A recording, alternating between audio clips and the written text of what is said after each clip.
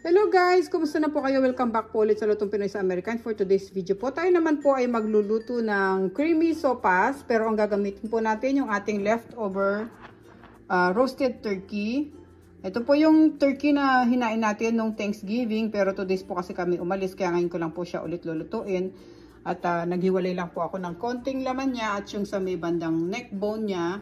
Yan po yung ilalagay natin sa ating masarap na sopas. So ito po yung mga kailangan natin. Meron po tayo dyang mantika, patis. Maglalagay tayo ng salt kung kinakailangan. Tapos po yung ating chicken bouillon, black ground pepper.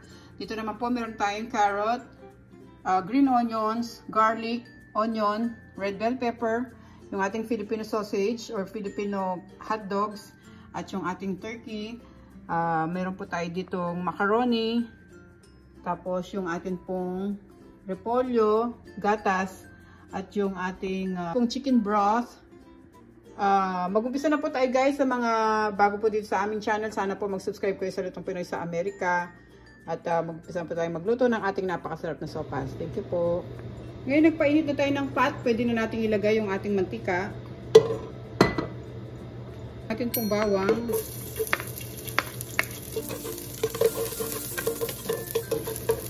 At yung sibuyas.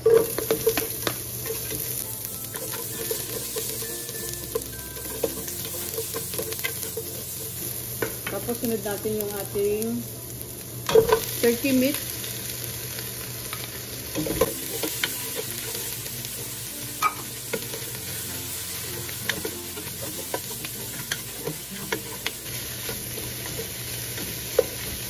Kung napapansin nyo guys, nilagyan ko lang siya ng buto-buto para mas malasa yung ating sabaw. Tapos nilagyan natin siya ng patis. Pansahin nyo na lang kung gaano kadami yung lalagay ng patis. Tapos meron tayong black ground pepper. Haluin muna natin.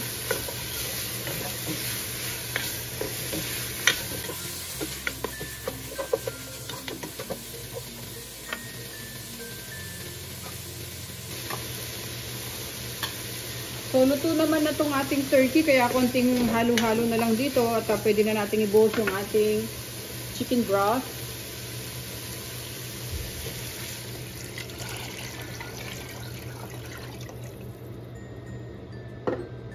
Ayan.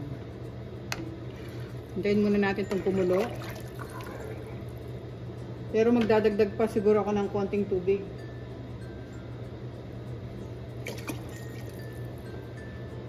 Takpan muna natin siya guys.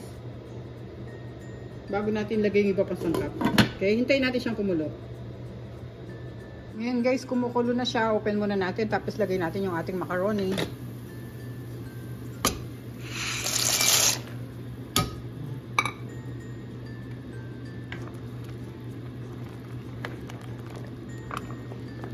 Tatakpan ulit natin to para palambutin naman yung macaroni natin.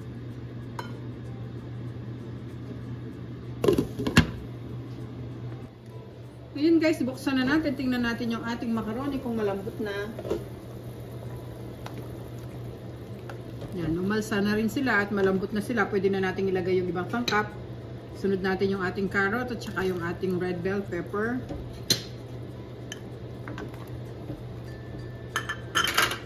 Yung ating hot dogs.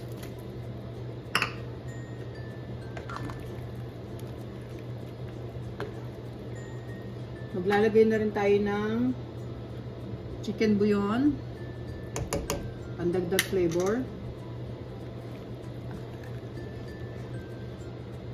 Tapos bubuhos na natin itong ating gatas.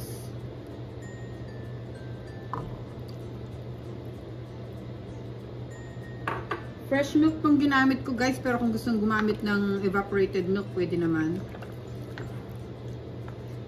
Takpan muna ulit natin to bago natin lagay yung ating repolyo.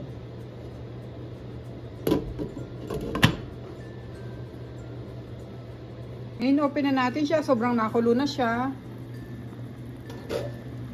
Lagay natin yung ating repolyo. At saka yung ating green onions.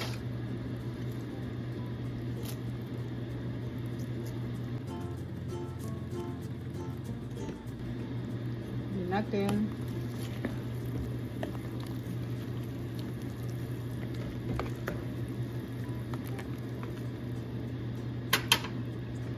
Tikman muna natin bago natin takpan ulit para palambutin yung ating mga gulay.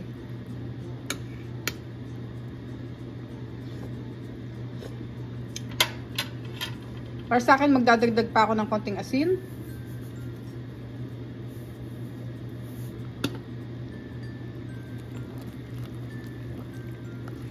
Yan. Konting kulo na lang to guys. Takpan natin ng mga 2 minutes. Tapos pwede na natin siya ilagay sa ating serving plate. Guys, luto na tong ating sopas. Open na natin siya. Ayan. Masarap niyan, lalo na pag ganitong panahon na napakalamig. Ito sa lugar namin, sobrang lamig.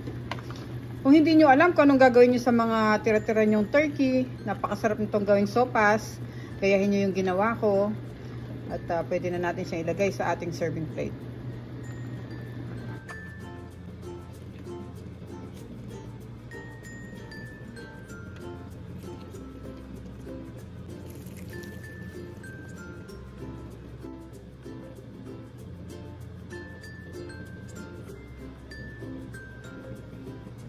Okay guys, ito na po yung ating recipe ng ating leftover turkey na ginawa nating napakasarap na sopas. Sarap pong humigop ng mainit na sabaw, lalo na pag ganitong panahon. Maraming salamat po ulit sa panonood. Sana po nagustuhan nyo yung recipe natin ngayon. Ingat po tayong lahat guys. God bless po. Thank you so much po for watching. Ito na po yung ating masarap na sopas.